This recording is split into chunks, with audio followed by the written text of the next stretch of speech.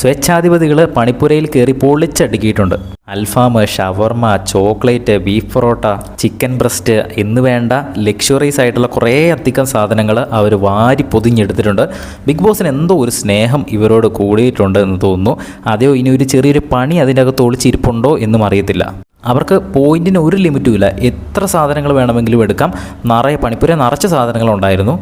പക്ഷേ അവർ food items അവർക്ക് വേണമെങ്കിൽ സ്വന്തമായിട്ട് കഴിക്കാം, മറ്റുള്ളവർക്ക് ആവശ്യമുണ്ടെങ്കിൽ മാത്രം കൊടുത്താൽ മതി എന്നാണ് ബിഗ് ബോസ് പറഞ്ഞിരിക്കുന്നത്. 3 റൗണ്ടായിട്ടാണ് ഈ ഒരു മത്സരം നടക്കുന്നത്.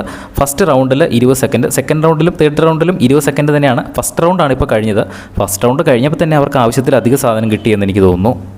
അതിൻ്റെ കൂടെ തന്നെ മറ്റുള്ളവരുടെ ഡ്രസ്സൊന്നും എടുക്കാൻ സാധിക്കത്തില്ല. അവരുടെ ഡ്രസ്സ് മാത്രമേ എടുക്കത്തുള്ളൂ. അവരുടെ ഡ്രസ്സ് അറിയാതെ എടുത്തിട്ടുണ്ടെങ്കിൽ അത് ബിഗ് ബോസിന് തന്നെ തിരിച്ചു കൊടുക്കേണ്ടിയും വരും. പണിപ്പുരയ്ക്കകത്ത് ഇനിയും കുഴിമന്തി, അൽഫാം, ഇനിയും കുറേ അധികം സാധനങ്ങളുണ്ട്. അടുത്ത റൗണ്ടിൽ ഇനി കുഴിമന്തിയൊക്കെ എടുക്കാൻ പറ്റുമോ, അതോ ഇനി ബിഗ് ബോസ് ഒരു 7ൻ്റെ പണി അതിൻ്റെ അകത്ത് ഒളിപ്പിച്ച് വെച്ചിട്ടുണ്ടോ എന്നൊരു സംശയമുണ്ട്. നമുക്ക് കണ്ടു തന്നെ അറിയാം. അത് നടക്കുമ്പോൾ എന്തായാലും തന്നെ നമ്മൾ ലൈവിൽ അപ്ഡേറ്റ് ചെയ്യുന്നതായിരിക്കും. അതൊക്കെ കാണുന്നതിനായിട്ട് നമ്മുടെ ചാനൽ ഒന്ന് സബ്സ്ക്രൈബ് ചെയ്ത് ബെല്ലൈക്കൺ എനേബിൾ ചെയ്ത് വെക്കുക. ബിഗ് ബോസിൽ നിങ്ങൾ ഇഷ്ടപ്പെട്ട മത്സരത്തിൻ്റെ പേരും താഴെ കമൻറ്റ് ചെയ്യുക.